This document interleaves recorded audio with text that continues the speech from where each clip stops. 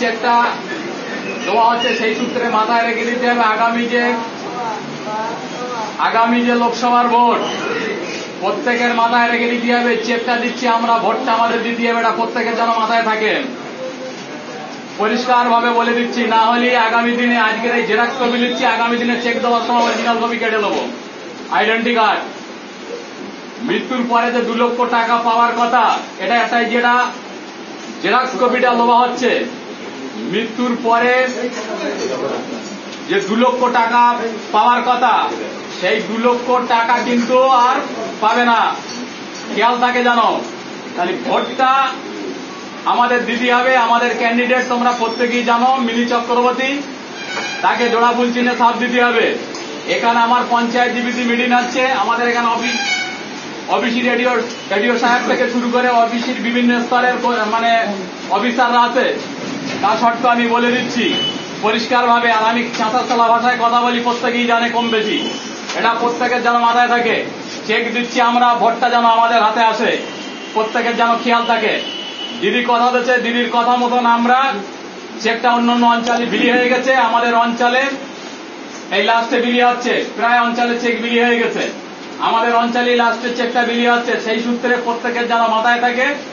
এবং আগামী দিনে এই যে টাকা দিচ্ছে, একটা চেকে প্রায় 4,000, 5,000, 2,500, প্রত্যেকের যেন মাথায় থাকে। আগামী দিনে যারা আরো বেশি বেশি করে কৃষকরা টাকা পায়, সেটা প্রত্যেকের যেন মাথায় থাকে এবং মাথায় আমাদের থাকবে যেন বেশি বেশি করে কৃষকরা টাকা পায়। দ্বিতীয়ত কথা হচ্ছে, আগামী দিনে বৃহস্পতিবার মেলার মাঠে রাত 8টার সময় মিনি চক্রবর্তী আসতেছে। আপনাদের প্রত্যেককে আসার জন্য বিশেষভাবে আহ্বান জানাচ্ছি। চেক দেবো আমরা, আর সিপিএম এর গুণগান গাবে বুঝি, এ কিন্তু বরদাস্ত করা হবে না।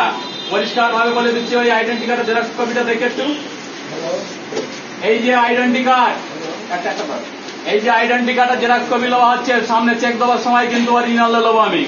পরিষ্কার ভাবেই আমি বলে দিচ্ছি, আমি সোজা বাংলা ভাষায় কথা বলি, খেয়াল থাকে জানো। আমরা কৃষকদের উন্নয়ন থেকে শুরু করে, আমরা এলাকার উন্নয়ন থেকে শুরু করে, আমরা সাধারণ গরিব মানুষের ঘর দেওয়া থেকে শুরু করে সমস্ত কিছু পাই টু পাই আমরা যাচ্ছি। কোন রকম এই অঞ্চলে কেউ বলতে পারবে না এই ভোগালী কোন পঞ্চায়েতে এসে কোন রকম ভাবে আমরা কোন কর্মীদের সাথে সহযোগিতা করিনি। কোন রকম ভাবে কেউ বলতে পারবে না বাইরে গিয়ে, যে কোনো সার্টিফিকেটের ক্ষেত্রে বলো, যে কোনো জিনিসের ক্ষেত্রে বলো, আমরা সব সময় যাচ্ছি।